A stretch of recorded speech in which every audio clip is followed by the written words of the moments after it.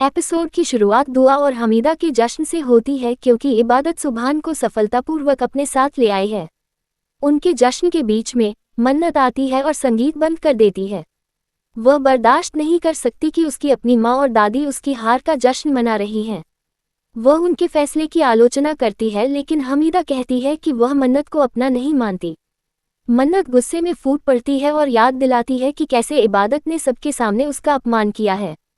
वह ये भी बताती है कि कैसे इबादत ने पुलिस को सार्वजनिक रूप से बुलाया। दुआ और हमीदा दोनों मन्नत की बेबसी के प्रति कोई सहानुभूति नहीं दिखाती हैं। वह उसकी स्थिति का मजाक उड़ाती है और उसे समझाती है कि वह गलती कर रही है और सुभान के साथ अवैध संबंध बनाने जा रही थी। दुआ साफ साफ कहती है कि अगर वह इबादत के साथ लड़ाई जारी रखेगी तो उसे कुछ हासिल नहीं होगा। वह इबादत पर गर्व भी महसूस करती है और उनकी खुशी मनाने के लिए फिर से संगीत बजाती है। कायनात एक बार फिर संगीत बंद कर देती है, लेकिन हमीदा और दुआ द्वारा उसके पक्षपात और बेशर्म व्यवहार के लिए उसका अपमान किया जाता है।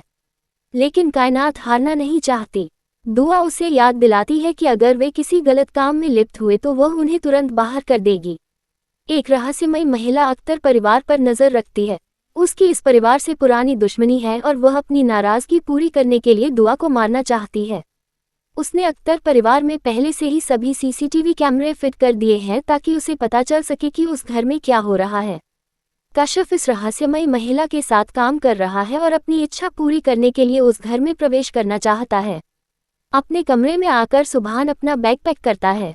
इबादत उसकी योजना के बारे में पूछती है, लेकिन सुभान कहता है कि वह अब उसे छोड़ना नहीं चाहता। इबादत उसे उसके वादे की याद दिलाती है और कहती है कि एक ही समय में दो नाव चलाना संभव नहीं है। वह वादा करती है कि वह अब उसे परेशान नहीं करेगी और वह पहले की तरह उसी कमरे में रह सकता है। हालांकि वह उस कमरे में नहीं आएगी, लेकिन मन्नत को भी उस कमरे में जाने की अनुमति नहीं होगी। रात में जब सुभान अपने बिस्तर पर लेटता है तो इबादत उसे सोते समय एक लंबी रस्सी से बांध देती है। अचानक वह जाग जाता है और इबादत पर चिल्लाता है।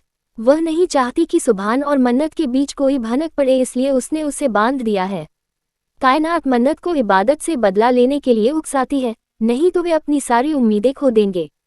मन्नत और भी दृढ़ हो जाती है और वादा करती है कि वह निश्चित रूप से बदला लेगी।